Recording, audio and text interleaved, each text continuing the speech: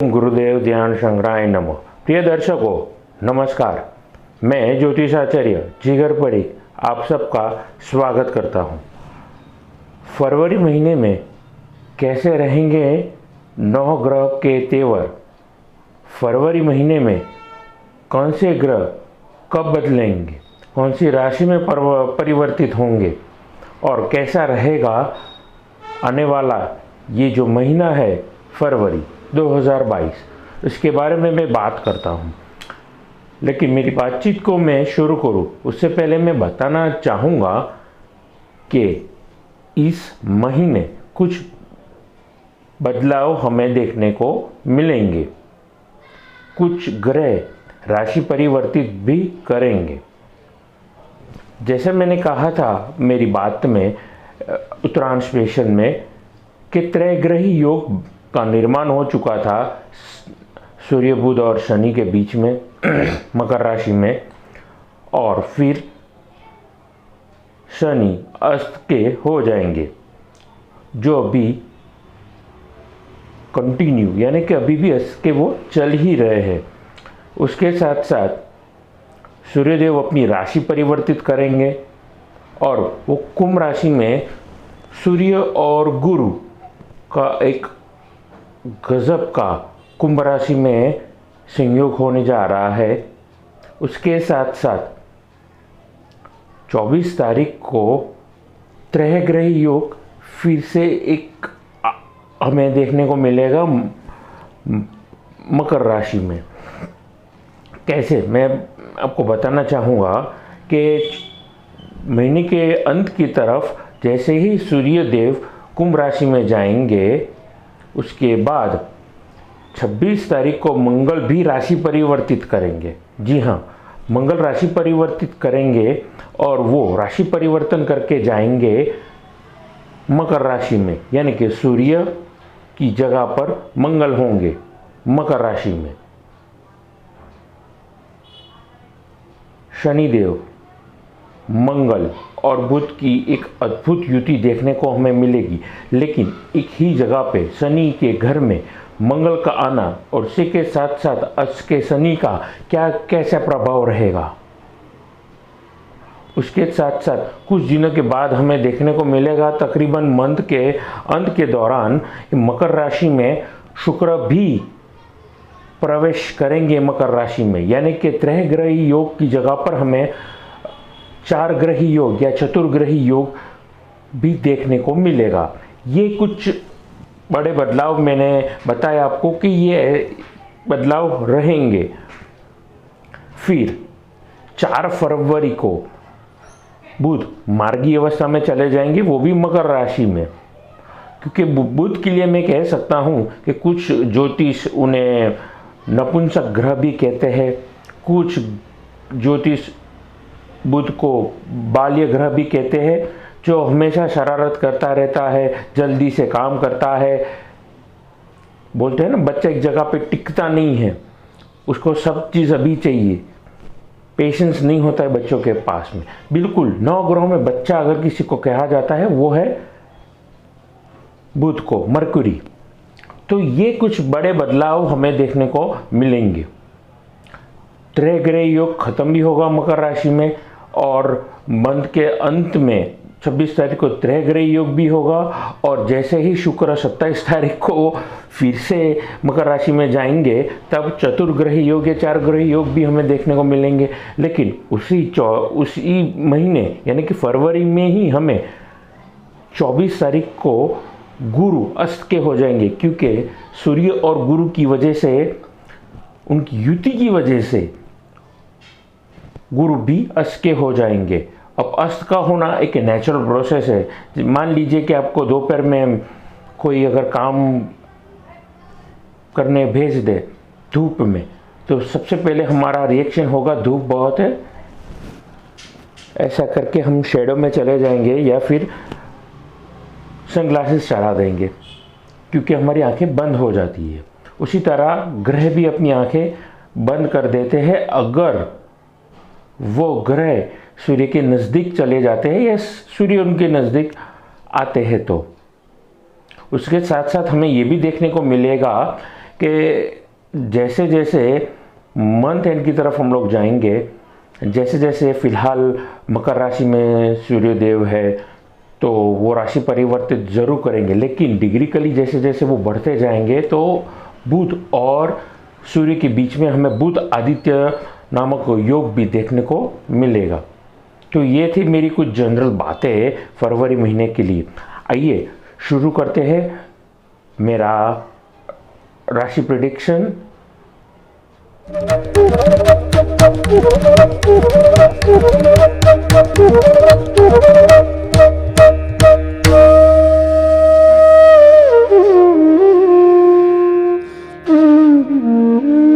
गुरुदेव ध्यान शंकराय नमः।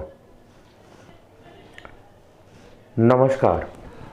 जैसे मैंने कहा, आज एक और राशि के बारे में मैं बात करने वाला हूँ।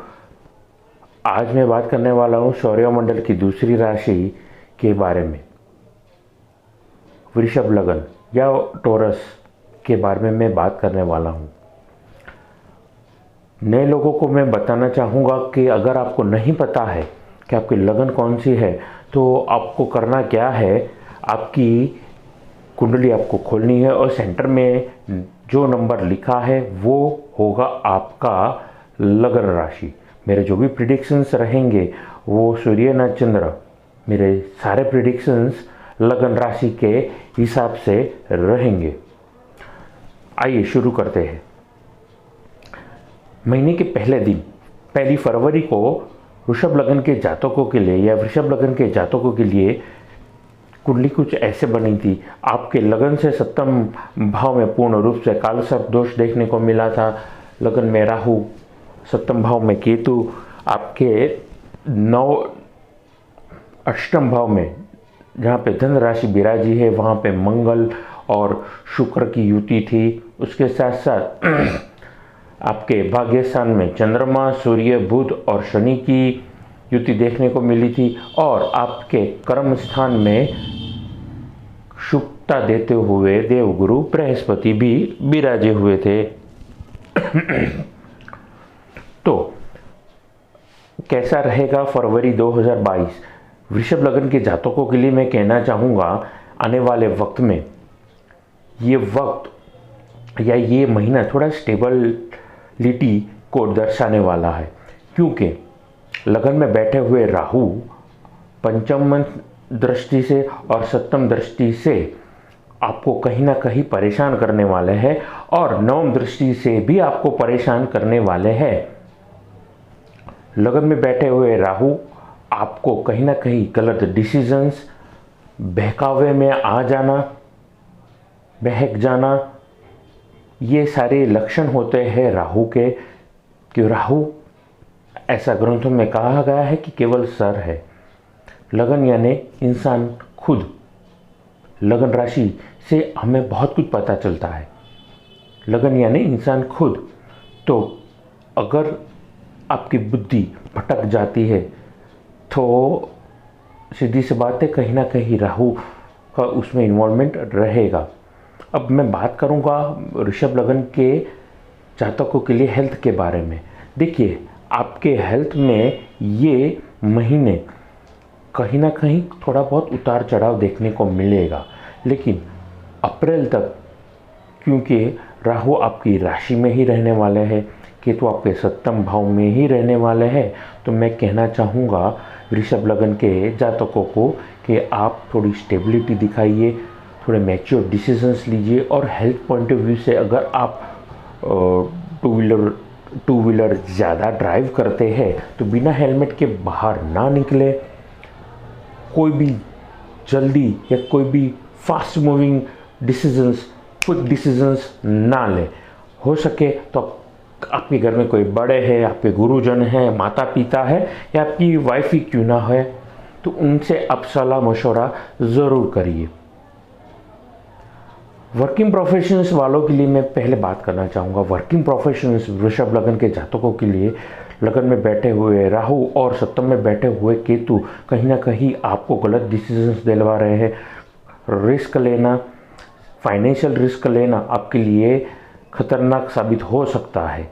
आप मैन्युफैक्चरिंग में हैं, आप शेयर मार्केट में हैं, तो मैं कहना चाहूँगा कि आपको मार्केट की परिस्थिति या आपके संबंधित कोई भी किसी भी फील्ड में अगर आप काम कर रहे हैं तो थोड़ा संभल के मैच्योरिटी दिखाते हुए डिसीजंस लेने होंगे। ब्लंडर डिसीजंस लेना या आपके लिए हानि वाला वक्त ला सकता है। हानि वाला यानी कि रॉन्ग फाइनेंशियल डिसीजंस या ये रॉन्ग मैन्युफैक्चरर डिसीजंस, जोश में आके कमिटमेंट करना, टाइमलाइन देना, ये आपको नहीं करना है। आइए बात करते हैं कोई पॉजिटिव नोट्स के बारे में। अभी तक कुछ ऐसी बातें मैंने बताई जहाँ पे आपको सचेत रहना है, लेकिन कहीं ना कहीं देवगुरु बृहस्पति आपके केंद्र ही वर्ल्ड, या मैं कह सकता हूँ आपके कर्म स्थान में जो गुरु शुभता दे रहे हो, कहीं ना कहीं आपको, आपके लगन को कहीं ना कहीं स्टेबलाइज करने में आपको पूर्ण सपोर्ट कर रहे हैं। तो फिर आपको करना क्या है, आपको कोई भी डिसीजंस अगर आप लेते हैं तो आपको एनालिसिस करना है। आप अगर ऑफिस में जॉब कर रहे हैं, सेल्स में हैं, मैन्युफैक्चरिंग में हैं, तो फिर मैं कहना चाहूँगा कि आप आपकी टीम के साथ में एक बार सलाह मशवरा कर दीजिए। हाँ, आप खुद का बिजनेस कर रहे हैं, मैन्युफैक्चरिंग के साथ में अगर आप जुड़े हैं, तो मैं कहूँगा आपसे कि थोड़ा स्टेबलाइज होकर के आप डिसीजंस लीजिए। आप फाइनेंशियल ईयर को ध्यान में रख के डिसीजंस लीजिए, क्योंकि कहीं ना कहीं शुक्र देव आपको, जो आपके लगन के मालिक है, वो कहीं ना कहीं आपको फेवर कर रहे हैं। लेकिन मंथ एंड के बाद वो मकर राशि में चले जाएंगे तो अच्छी बात है, लेकिन वो पीड़ित भी होंगे। तो उसी की वजह से मैं कहूँगा थोड़ा स्टेबलाइज होकर के आप डिसीजंस लीजिए। मैच्योर डिसीजंस लेना आपके लिए शुभता, आने वाला वक्त आपको शुभता देगा। पैसे बचाने की आप पूर्ण कोशिश करिए और हेलमेट पहनना ना भूलिएगा। अब मैं बात करूंगा स्टूडेंट्स के लिए। देखिए, लगन में बैठे हुए राहु कहीं ना कहीं आपको बुद्धि को भ्रमित कर रहे हैं। तो मैं सारे स्टूडेंट्स को, अगर आप फॉरेन की पढ़ाई कर रहे हैं या फिर आप बोर्ड की ही क्यों नहीं प्रिपरेशन में लगे हैं, मैं कहना चाहूँगा मेरे विद्यार्थी मित्रों को कि आप पूर्ण रूप से मेहनत करिए। सरस्वती माता का आप याद करना ना भूलिए, पूजा करिए उनकी, और पूर्ण फोकस होके, कंसंट्रेट होके मेहनत करिए, क्योंकि राहु का काम ही होता है कंसंट्रेशन को बिगाड़ना, फोकस को डिफोकस में कन्वर्ट करना। तो अगर ऐसी परिस्थिति रहेगी, मानसिक परिस्थिति, आप डिस्टर्ब चलेंगे, तो कहीं ना कहीं आपका फोकस नहीं रहेगा।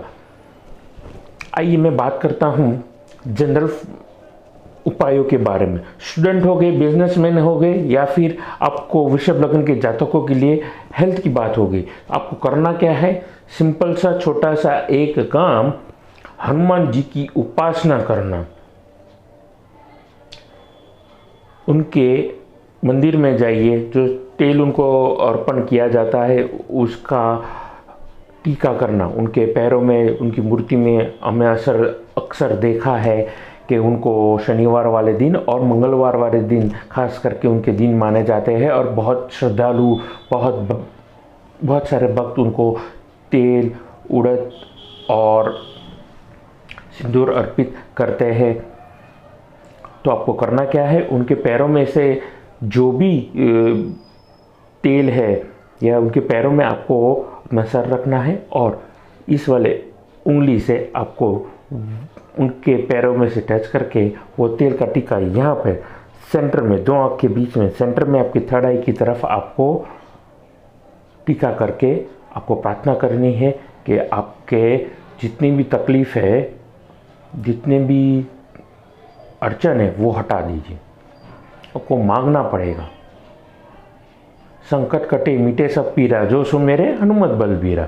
संकट से हनुमान छुड़ावे, मन करो वचन ध्यान झुलावे। तुम रक्षक काहो को करना। तो ये सारी वंदना हनुमान चालीसा में लिखी गए हैं, उसका कारण ही यही है। तो हनुमान जी की पूजा करना आपके लिए शुभ रहेगा। और उसके साथ साथ सूर्यदेव की पूजा करना आपके सेल्फ कॉन्फिडेंस में वृद्धि करेगा। उसके साथ साथ चुटकी भर आपको हल्दी लेना है और उसी हल्दी को आपको नहाने की बाल्टी में डाल देना है और उसी पानी से स्नान करना है, ताकि आपकी ऑरा और येलो कलर की हो जाए। आपको गुरु शुभता दे रहा है और उसी की वजह से कहीं ना कहीं आपको आपके काम को, आपकी सेहत को सपोर्ट मिलेगा और कहीं ना कहीं आने वाले वक्त में आपको उससे, आपकी समस्या से, आपकी तकलीफ से थोड़ी शांति मिलने की पूर्ण योग बना सकता है। आप श्रद्धा करिए और भगवान से मांगिए। मेरा काम है आपको मार्गदर्शन दिखाना, आपका काम है भगवान की तरफ श्रद्धा रख के आगे बढ़ना।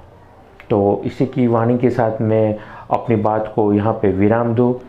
उससे पहले एक बात करना चाहूँगा कि आप अगर कुंडली दिखाना चाहते हैं, कुंडली बनवाना चाहते हैं, अच्छी क्वालिटी के रुद्राक्ष, श्रीयंत्र या रत्न लेना चाहते हैं या वास्तु विजिट करवाना चाहते हैं तो आप मेरा संपर्क कर सकते हैं। नमस्कार।